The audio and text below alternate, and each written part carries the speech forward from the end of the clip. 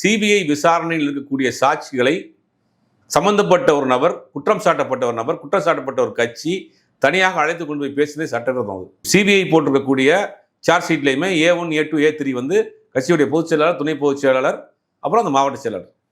தமிழ்நாடு காவல்துறை போட்ட சார்ஜ் ஷீட்லையுமே 3 பேர் தான் குற்றவாளிகள். ஃபர்ஸ்ட் எஃப்ஐஆர் போட்டதில் சிபிஐ போட்ட எஃப்ஐஆர்ல தான் இருக்குது, இவங்க போட்ட எஃப்ஐஆர் இருக்குது.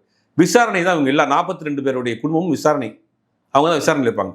விசாரணையை நடத்திட்டு இருக்கப்ப இவங்களை கொண்டு போய் சம்மந்தப்பட்ட ஆட்களே ஒரு மண்டபத்தில் தங்க வச்சு அவங்களுக்கு வேணுங்கிறத செஞ்சு ஒரு நாள் முழுவதும் முதல் நைட்டு தங்க வச்சிருக்காங்க. அடுத்த நாள் கிட்டத்தட்ட ஒரு 10 மணி நேரம் 15 மணி நேரம் அவங்களோட டைம் ஸ்பெண்ட் பண்ணியிருக்காருன்னா சாட்சிகளை கலைக்கிற மாதிரி வராது. இல்லை, இது எப்படி சாட்சிகள் கிடைக்கிற மாதிரி இருக்கும்? அப்படின்னா சப்போஸ் அப்படி ஒரு விஷயத்தை அவர் இனிஷியேட் பண்ணும்போது சிபிஐ உள்ள வந்து தடுத்துருக்காங்க. தடுக்கலையே, ஆக்சுவலாக தடுத்திருக்கணும். இப்போ சம்மந்தப்பட்டவர்கள் இவர்கள் தான் விட்னஸ்.